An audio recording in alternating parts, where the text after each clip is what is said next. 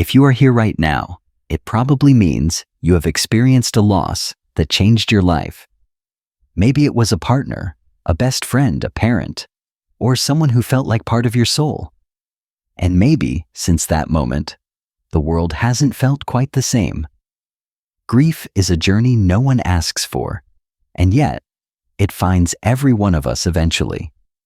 But here's the truth. Some women face it differently. Not because they are stronger by nature, but because, through their pain, they've learned to carry their loss in a way that gives meaning, not just sadness. They do not move on.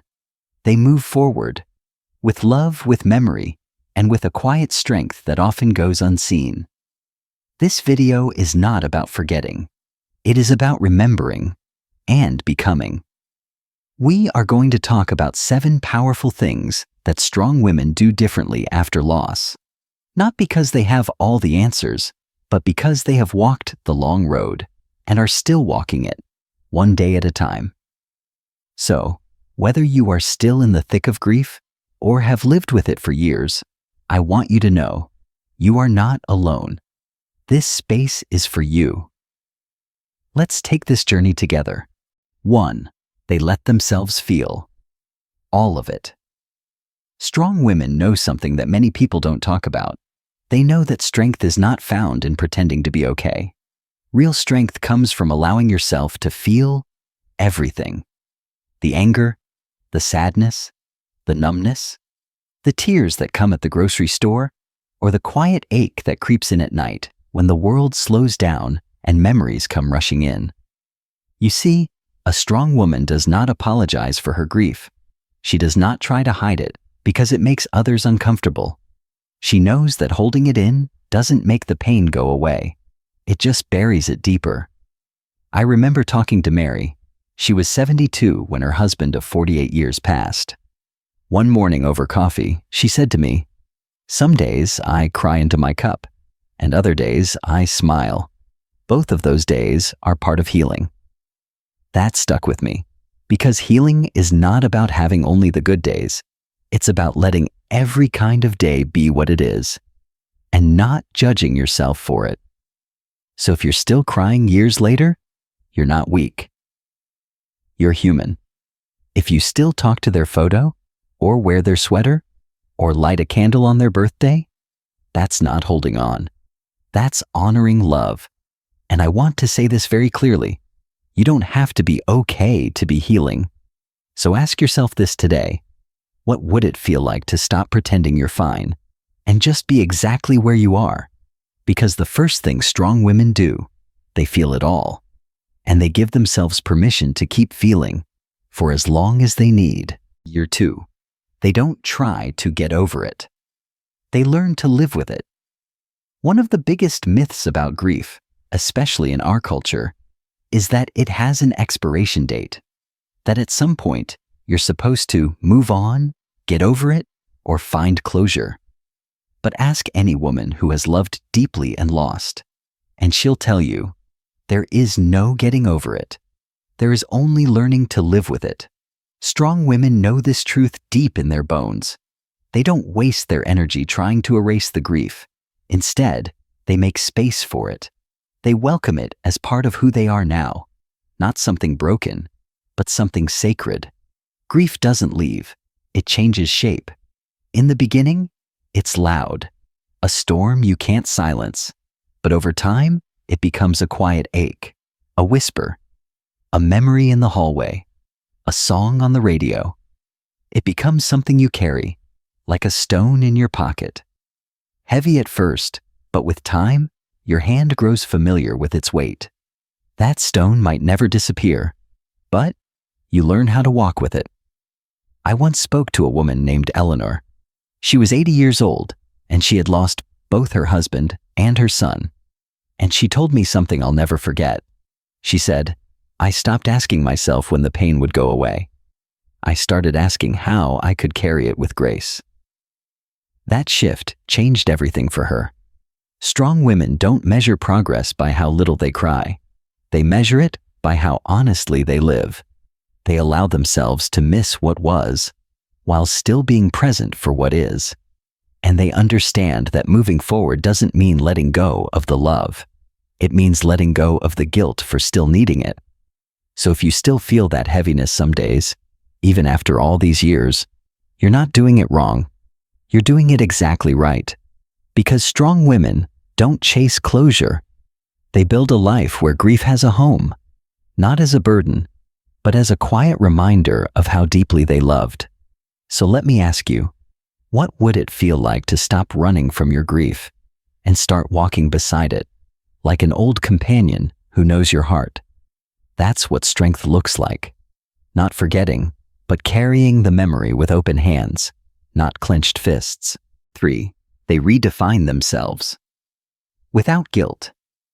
After loss, there is a quiet, almost invisible moment that every woman eventually faces. It doesn't happen at the funeral. It doesn't happen when the sympathy cards stop coming, or even on the first birthday alone. It happens later. When you wake up one morning, maybe months or even years after the loss, and you realize something unfamiliar. You don't know exactly who you are anymore. You were his wife. You were their mother. You were the caregiver, the partner, the anchor. And now, the roles that once defined your everyday are suddenly gone. The calendar is empty. The routines are different. The house feels quieter, yes, but also like it doesn't quite recognize you anymore. This is where strong women make a powerful, brave choice. They stop trying to return to who they were before the loss. And instead, they start asking, who am I now? And here's the truth. Strong women give themselves permission to change.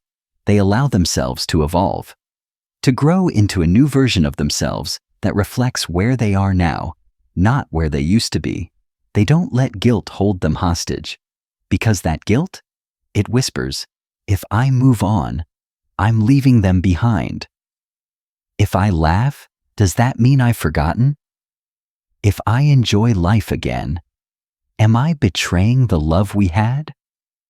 Strong women recognize that guilt for what it is, grief, dressed in fear, and they gently, day by day, set it down. They understand that becoming someone new after loss isn't betrayal. It's survival. It's rebirth. And maybe, just maybe, it's even a form of honoring the one they loved by continuing to live. I once met a woman named Jean. She was 75 when her husband passed. She had spent over 50 years cooking his favorite meals, tending their garden, watching football every Sunday. After he was gone, she did something unexpected. She signed up for an art class. She bought watercolor paints and started painting landscapes.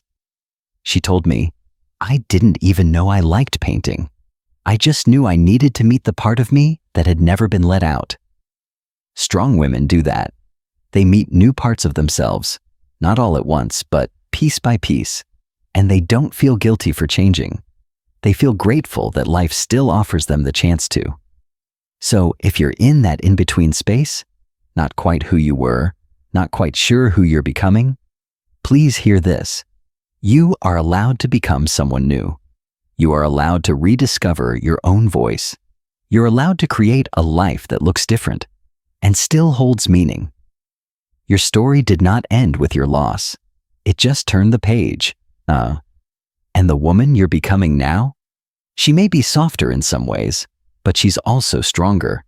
She's seen love and loss. She's been broken and rebuilt. And most of all, she's still here. So let me ask you this. If no one was watching, who would you be now?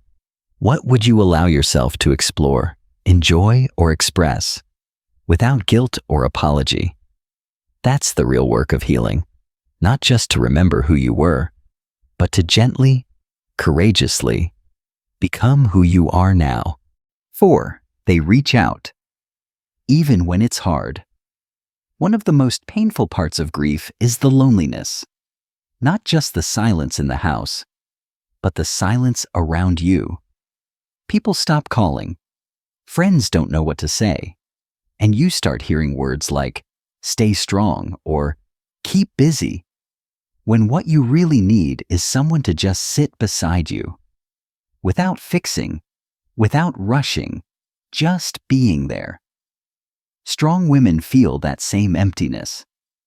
But here's what they do differently. They don't let the silence win. Even when it's hard, even when it feels unnatural, they reach out. And let me be clear, reaching out doesn't always mean sharing your soul on social media or walking into a support group with a brave face. Sometimes it starts small. A phone call to an old friend, saying yes when someone invites you for coffee, even when your heart says, "I don't feel like talking today." Joining a local club, a church circle, a walking group, not for deep conversation, but just to be around other human voices. I remember talking to Linda. She was 79 and had recently lost her sister, who had been her closest companion for most of her life. She told me, "After the funeral, I didn't know who to talk to.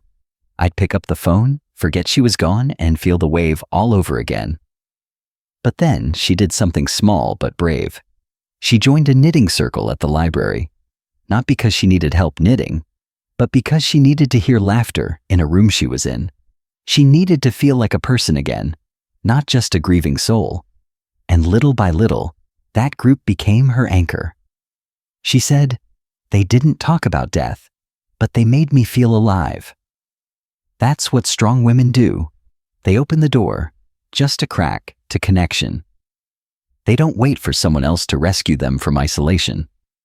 They build bridges, quietly, gently, sometimes tearfully, but they build them. Because loneliness is heavy. But silence is heavier. And I get it. Maybe you've felt let down. Maybe people disappeared after the funeral. Maybe the ones you thought would be there weren't. But connection doesn't always come from where you expect it. Sometimes it comes from a neighbor you never spoke to, a stranger who shares your pain, a community that was waiting for you to walk through the door. You are not meant to carry grief alone. Even the strongest women need someone to lean on. And the truth is, when you reach out, even just once, you're not only helping yourself, you're giving someone else permission to do the same. So let me ask you gently, is there someone you could call today? A place you could visit? A conversation you've been avoiding? Not because you don't need it, but because it scares you to feel again? Reaching out isn't weakness. It's strength in its most human form. And if today's the day you decide to open that door, just a little, I want you to know, we're on the other side waiting for you with open arms. 5. They create rituals of memory. One of the things I've learned from the strongest women I've met is this. They don't try to erase the past. They find ways to carry it forward, beautifully. They create rituals of memory, tiny sacred acts that keep their loved one's presence alive, not in a painful way, but in a way that says, you mattered, you still matter, and you always will. These rituals are not about clinging. They are about honoring. They are a gentle bridge between what was and what still lives on inside the heart. For some women, it's lighting a candle every Sunday morning, the same way he used to make coffee and read the paper. For others, it's playing her favorite song on long drives, whispering the lyrics under their breath as if she were still sitting in the passenger seat. One woman I know keeps a small garden where she plants a new flower each year on her husband's birthday, watching life grow again, even in the soil of loss. These are not grand gestures. They're personal, quiet, often unnoticed by others. But for the woman who performs them, they are everything. Rituals give grief a rhythm. They give your heart a place to return to. When the world moves on too quickly, they remind you that love never really ends. It just takes on new form. I think of Alice. She lost her partner of 45 years. Every Christmas morning, she bakes his favorite cinnamon rolls, just like they used to when their kids were young. Her children are grown now, but she still does it. When I asked her why, she smiled and said, "Because when the smell fills the house, It feels like he's home again, just for a moment. That's the power of a memory ritual. It's not about refusing to let go. It's about choosing to keep what was beautiful and giving it a place in your life today. Strong women don't try to live as if nothing happened. They live in a way that says, something precious happened, and I will never forget. They speak their loved one's name aloud. They tell stories at the dinner table. They pass on lessons, favorite sayings, recipes, jokes, not just to remember, but to keep love in motion. And if you've ever felt like it's silly or too much to hold on to those traditions, please know this. Your rituals are your language of love. They're yours to shape, yours to keep. They are healing in action. So ask yourself gently, what do I do that brings them back to me? What small tradition makes me feel close again, even if just for a moment? And how can I honor that feeling instead of hiding it?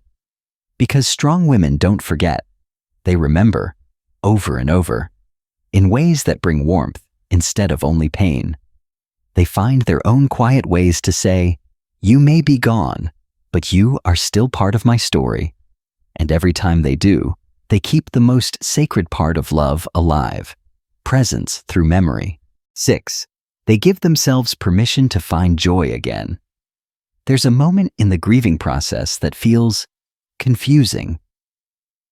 One day, maybe after months, maybe years, you find yourself laughing at a joke, dancing in the kitchen, or feeling a moment of peace as you sit in the sun. And just as quickly as that joy comes, something else creeps in: guilt. You ask yourself, how can I be smiling when they're not here? Does this mean I've forgotten? Am I allowed to feel happy again? Strong women wrestle with these questions too, but here's what they do differently. They give themselves permission to feel joy, not as a betrayal of grief, but as part of healing. They understand that sorrow and joy can live side by side. You can miss someone with all your heart and still laugh with your grandchild. You can cry on their birthday and still enjoy your favorite dessert that evening. You can carry the ache and still choose to dance in the living room when your favorite song comes on. Joy doesn't mean you've stopped grieving. Joy means you've allowed life to keep flowing, even after it broke you. I once met a woman named Claire. She was 81, had lost her husband, her sister, and her best friend within a span of 5 years. For a long time, she told me, she lived in a fog. Everything felt muted. Then one day, her great-granddaughter ran into her room wearing a fairy costume, waving a glittery wand, and yelled, "Nana, let's fly!" Claire said she laughed, really laughed, for the first time in years. And right after, she cried. Not because she was sad, but because it reminded her that joy was still possible. And she told me, that day, I realized I didn't have to choose between love and laughter. I could have both. That's what strong women do. They let joy back in, even if just a little at a time. They allow the sunlight to touch their face again, knowing that their sorrow doesn't disappear because of it. It just softens, makes space for something new. They stop seeing joy as forgetting and start seeing it as remembering the love by choosing to live fully again. So if you find yourself holding back a smile, catching your breath after a moment of peace, please hear this. You are not doing anything wrong. You are honoring life. You are honoring their life because you are still living yours. Let yourself enjoy the small things again. A walk in the park, a good book, a warm bath, a funny movie, a call from an old friend. This isn't moving on. This is moving forward. With love still in your pocket. Strong women know grief may always be part of them, but so is joy. And choosing it doesn't diminish their pain. It reminds them that their heart still works.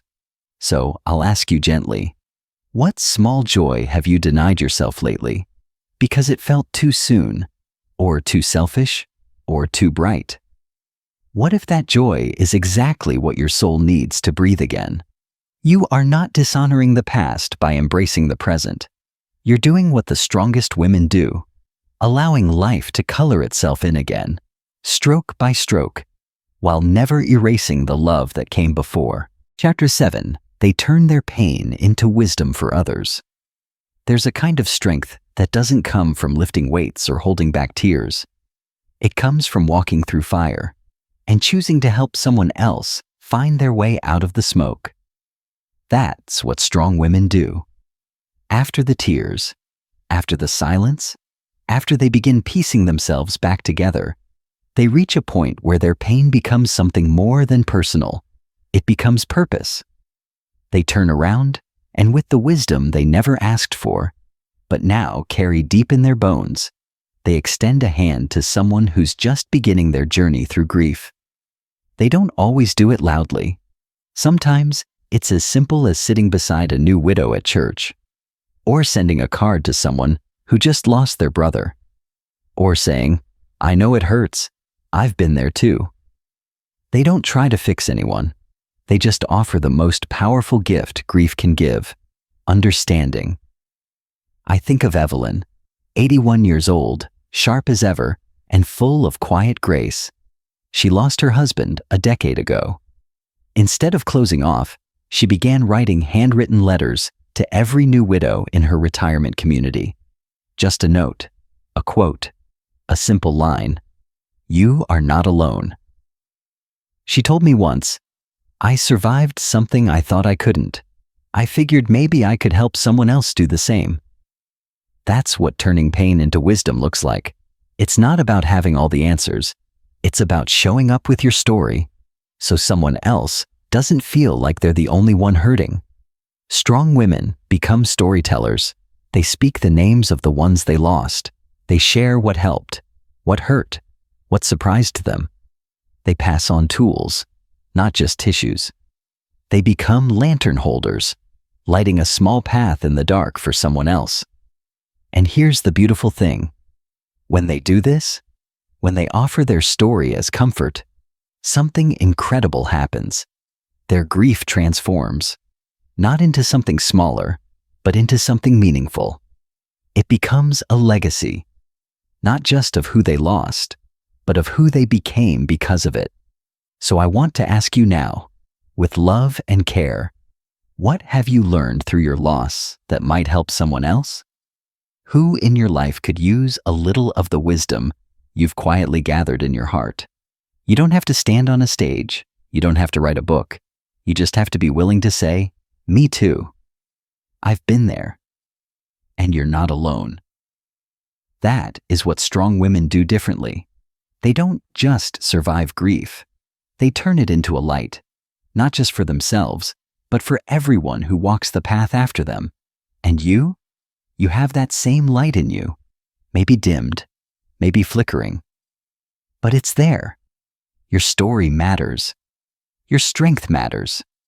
And someone out there, someone you may not even know yet, is waiting for the wisdom only you can give. If you've made it this far, I want to take a moment, from my heart to yours, to say thank you. Thank you for showing up. Thank you for sitting with your story. Thank you for being open to healing, even if it still hurts. Loss has a way of changing us forever. But what you've heard today, these 7 things that strong women do, they are not rules. They are reflections. They are reminders that you are not alone on this road. You're allowed to feel everything, to miss what was, to become someone new, to need others, to remember in your own way, to laugh again, to offer wisdom born from pain, and most of all, you're allowed to keep living, fully, gently, bravely. There's no timeline for grief. There's no one right way to heal. But if today's video gave you a little light, a little comfort, or a little strength, then I hope you'll carry that with you. And maybe, when the time feels right, you'll offer it to someone else who needs it too. Because in the end, grief may change your story, but it never erases the love that brought you here. You are strong. You are still becoming. and you are never, ever alone. If this touched you in any way, I'd love for you to share it with a friend who might need it too. Or leave a comment.